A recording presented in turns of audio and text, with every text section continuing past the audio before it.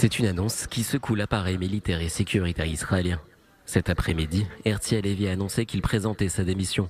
Le chef d'état-major israélien indique ainsi reconnaître sa responsabilité dans l'échec sécuritaire du 7 octobre.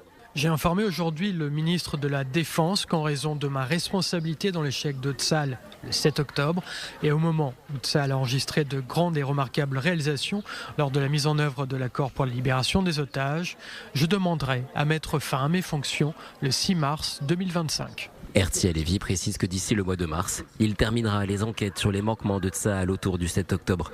Des manquements qu'il semble assumer entièrement. Dans la matinée du 7 octobre, l'armée israélienne a échoué dans sa mission de protection des citoyens israéliens, et ce, sous mon commandement.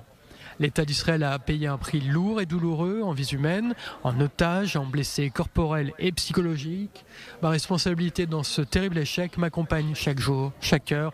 Il en sera ainsi pour le reste de ma vie. Dans cette lettre envoyée au ministère de la Défense, Herzi Halevi souligne également les accomplissements de Tsahal ces derniers mois.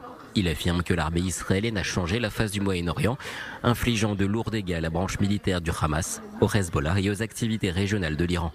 Herzi Halevi précise également les défis auxquels doit faire face Tsahal, notamment sur le plateau du Golan ou en Judée-Samarie. À Gaza, le chef d'état-major israélien affirme que Tsahal n'a pas encore atteint pleinement ses objectifs. Les objectifs de guerre n'ont pas encore été pleinement atteints. Tsahal continuera de lutter pour le démantèlement du Hamas et sa capacité gouvernementale, le retour de toutes les personnes enlevées et renforcera la sécurité pour finaliser le retour de tous les habitants du sud et du nord d'Israël. Herzi Halevi avait pris ses fonctions le 16 janvier 2023. Il était auparavant commandant du Front Sud et chef de la direction du renseignement militaire. C'est lui qui a mis fin à un différend de longue date entre Tsahal et le Shin Bet en créant un protocole d'accord entre les deux entités, protocole améliorant le partage de renseignements et des ressources. Herzi Halevi quittera donc les rangs de l'armée israélienne le 6 mars prochain, soit quelques jours après la fin de la première phase de cessez-le-feu entre Israël et le Hamas.